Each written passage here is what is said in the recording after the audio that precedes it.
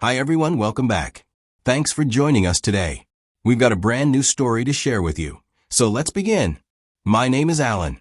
My life has been hell with my wife. So when she laughed at me and decided to end the marriage because I lost my job, I agreed to everything she wished to take. And she did take the house and car I got for all when everything was fine. But there is something she never knew I had, and I will be telling you all about it, and how her life fell apart when she found out. I met Sandra, the woman who became my wife 8 years ago, through some mutual friends at a small gathering. It was a regular hangout, with a couple of familiar faces. And then there was her. We started talking that night, and I remember thinking, she gets me. It wasn't long after that evening that we started spending more time together. Coffee dates turned into dinners, late-night phone calls became morning texts, and before I knew it, we were talking about a future together. We didn't date for years. It all moved pretty quickly. I wouldn't say we rushed into marriage blindly, but we definitely didn't drag our feet. I thought I had found my missing rib. I know it sounds corny, but I was certain about her then. At the time, I was working as a software engineer. I had landed a good job straight out of college, and by the time Sandra and I got married, I was making really solid money. My salary covered everything we needed, and then some. We took vacations 2 or 3 times a year. Sandra liked shopping, and she didn't have to think twice about price tags back then. I wanted her to enjoy life. There's a certain pride that comes with being able to take care of your family without worrying about every dollar. We looked like a well-matched couple doing well in life on the outside. On the inside, I thought I had everything I needed. But the truth is, people can enjoy the same sunshine and still be looking for different things. I didn't see it yet back then. I didn't realize that the life I thought we were building together was something she saw very differently. 6 years into our marriage, things started to change. The company I had been working for since I left college started to plateau. We weren't growing like before. Profits were down. Management gathered us for a series of meetings and told us the truth. To keep the company alive, they needed to make serious cuts. The first thing to go? Our bonuses. But that wasn't all. They told us that in the event the company got acquired, we'd be allowed to sell our patents independently, the ones we created during our time there. That got my attention. I had one particular software patent that I had developed. I knew its worth. If the company were sold, I could pitch and sell it. And not just for a few thousand, this thing could change my life. That's why I stayed. I had other offers, sure. I could have taken a new job elsewhere. But I believed in this play. And honestly, I felt like I owed the company something. They gave me my start fresh out of college, and I felt loyal. The trouble started at home as soon as I told Sandra what was going on. I had explained that things would be tight for a while. I told her bonuses were gone for now, but that we weren't drowning. We just needed to ease up a bit until things turned around. Her reaction was brutal. She gave me this look like I had personally insulted her. Then came the cold shoulder. That conversation kicked off a new chapter in our marriage, and not a good one. It was like the woman I married slowly vanished. Sandra used to be supportive, or at least she pretended well enough. I began to notice that everything to her was about status. She became obsessed with how things looked and what people thought. Suddenly, she was comparing me to every man she knew. One time she even asked me, flat out, why she had to live like this, as if we were in poverty or something. We weren't. We still lived in our house. We still had 2 cars. We still ate well. But she wasn't taking 3 vacations a year anymore. She wasn't shopping for new handbags every week. That, to her, was suffering. I kept trying to tell her that things could change any day, that I wasn't just sitting on my hands. But every time I said that, she laughed and said, "Oh please, Prophet Alan. Should I wait until I'm in the grave before things turn around?" She said it with such sarcasm. I tried to explain that switching jobs wasn't as easy as it sounded. I told her that chasing short-term comfort might mean missing out on something bigger. She didn't care. She flat out said, "Then go get another job." I don't want to hear it. And it didn't stop at words. She began staying out late, and at one point, she spent a night outside. I'd ask where she was, and she'd say she crashed at a friend's place. I asked her calmly, "Sandra, you didn't think to come home before it got dark?" She scoffed. "What? Am I supposed to come home to babysit you now?" It became obvious to me. She didn't just lose respect for me. She resented me. And she said another thing. "You're not spending money on me anymore. Don't tell me what to do." After that, I stopped trying because every time I brought something up, she would just sigh dramatically or walk out of the room. I became quiet and withdrawn. It felt like I was living with someone who wanted me to fail, just so she'd have an excuse to leave. And the worst part? I was still holding on, still hoping she'd snap out of it. But I was wrong. Everything in my marriage really started falling apart the day I got the news. The company I worked for had officially been acquired. The writing had been on the wall for a while. When the new owners came in, they wanted a lean team, mostly their own people. I was told politely that I'd be let go, with a severance package. When I got home that evening, I knew I had to tell Sandra. I wasn't expecting comfort because I hadn't gotten much of that from her in a long time. I sat her down and told her directly, "The company's been bought out. I'm being let go. They're offering severance." But before I could even finish, she laughed, looked me in the eye, and said, "I always knew this day would come. You're just not built for success." I don't know how to describe what that moment felt like. It was like she had been waiting, expecting me to fail, or she was finally proven right about something she had been keeping score on in her head. From that moment, it just got worse. She mocked me in front of her friends. She said things like, "He married me just to ruin my life," or "I should have seen this coming. He was never serious." But what she didn't know, and I never told her because of her behavior, was that I had one last card. See, when the company announced the acquisition, as part of the agreement, I had this one patent I developed mostly on my own.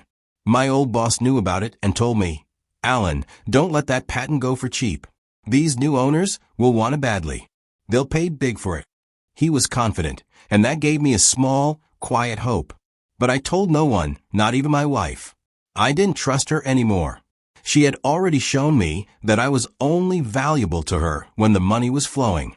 So I held on to that secret. It had been a month since I lost my job, and in that short time, Sandra's attitude went from bad to outright cruel. So by the time the divorce papers came in, I honestly wasn't surprised. She told me that her reason was that we've grown apart. When I didn't say anything, she added, "I've settled too long. I need someone who's going places." That line stuck with me. Sandra had already checked out of the marriage. I didn't have proof, but I had a strong gut feeling she was seeing someone else. Her sudden overnight stays, and the way she stopped even pretending to respect me now added up. So I didn't fight it. I got my lawyer involved, then signed the papers. Every single thing she wanted, I agreed to. The house, the car, and alimony. But I did have one condition. Through my lawyer, I requested that the alimony payments be calculated up front, so I could just pay everything in one go from the severance package I received when I was laid off. That way, I wouldn't have her or her lawyer chasing me down in the future if my financial situation changed. And most importantly, we included a clause in the agreement that said she would have no right to sue me for any additional payments in the future, no matter what happened. Sandra was thrilled. You could see it in her face. She really believed she was walking away with everything. She even laughed when her own lawyer hesitated. I still remember her lawyer trying to advise her against signing away her future claims. He told her, "This might not be the best move. You never know what could come up later." But she brushed him off. She was too caught up in the idea of her upgrade. She thought she was trading in a failing husband for a better life, and she didn't want anything slowing her down. And so, just like that, the divorce was finalized. No drawn-out court battles and no bitter fights. I let her walk away with everything she asked for and more, and she made sure the world knew it. Sandra went around gloating to her friends, telling anyone who would listen how she took the house, the car, and got paid in full. To her, it was a clean break. To me, it was the closing of a chapter one was more than ready to end. She thought she had won. She thought she had left me in the dust. But what she didn't know, what she never saw coming, was that the real story hadn't even started yet. After the divorce was finalized, I disappeared from the social scene. While Sandra was out flaunting her freedom and boasting about her new man, I kept my profile even lower. I wasn't hiding, I was waiting. The company I had worked at for years, the one that had just been acquired, was still finalizing all the post-acquisition paperwork. These things take time. About 6 months, to be exact. And by the time everything was sealed, for months had already passed since Sandra walked out of my life. Then came the moment I had been quietly preparing for. When the new owners began reviewing our IPs, they saw the patent in my name and wanted it badly. Instead of offering a licensing agreement, which would have brought in royalties over time, they decided to buy it outright. Just like that. The offer was over $80 million, but if things go well, I will get $67 million. I don't care how composed you think you are. When you see that number in writing, your heart skips a beat. But I didn't let it show. I kept things professional, and I followed every piece of advice my lawyer gave me to the letter. He warned me, don't take this in your personal name. If word gets out, people you've never heard of will suddenly think they're entitled to your success. So we set up a limited liability company, an LLC, owned by a trust based offshore. That way, when the money was transferred, it never hit my personal bank account. Legally and financially, I was protected. Sandra wouldn't see a single cent. That night, after everything was finalized, I sat alone and let it all sink in. I didn't buy a mansion. I didn't take luxury trips or post anything flashy online. Instead, I opened my own company quietly, under the trust. I chose not to draw a salary. There was no need to. For me, it wasn't about showing the world what I'd become. It had been a little over a year since the divorce papers were signed and the final signatures dried. Life had moved on, or at least that's what it looked like on the surface. Sandra, my ex-wife, had moved on quickly with a new guy, flaunting their relationship all over social media. Life was great on her end, at least on the outside. Then came the discovery. Somehow, somewhere, Sandra got wind of my fortune. She found out that I wasn't broke and I hadn't hit rock bottom. That I wasn't the failure she told me I was.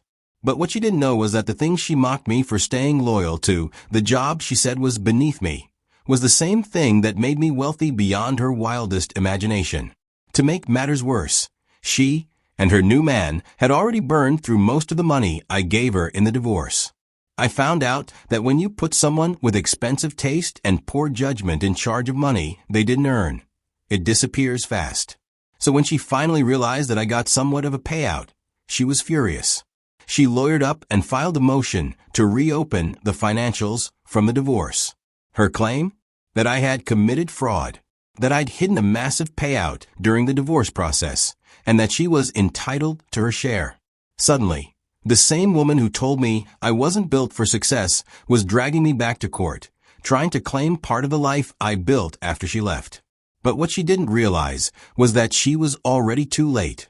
Just like with the marriage, she didn't see the value until it was no longer hers to claim. I got a notice from her attorney.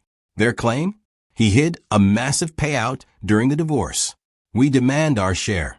That was her entire argument. When I first read that, I laughed. She clearly had no clue how airtight that divorce agreement was. And I knew she never bothered to read the fine print. My legal defense was simple. First of all, the patent sale didn't happen while we were married. It happened after the divorce was finalized. Legally, that means it's not considered marital property. Case closed on that point. Second, the patent itself was mine from day one. I built it from scratch, on my own time, using my own skills, and without a cent or second of help from Sandra. She didn't invest in it. She didn't even know about it. Third, the money from the sale wasn't even paid to me personally. It went straight into a limited liability company owned by a trust not in my name. Finally, the cherry on top, we had already signed a clause in the divorce agreement that barred either party from suing for additional money later. Her own lawyer had warned her, but she wanted fast cash and signed off anyway. In court, we brought everything. The exact date the patent was sold, months after the divorce. Proof that the patent was created long before she and I even started having problems. Documentation of how the sale and trust were structured. And, of course, the original divorce settlement, with her signature right there next to that clause that said no future claims. When the judge asked me to respond, I kept it calm. I looked straight ahead and said, "Actually, Your Honor, the sale occurred after we signed." And I disclosed everything I was required to. Now, I could have walked out of there satisfied, just knowing the case was dead on arrival. But I didn't stop there. I decided to hit back. I filed my own lawsuit. Why?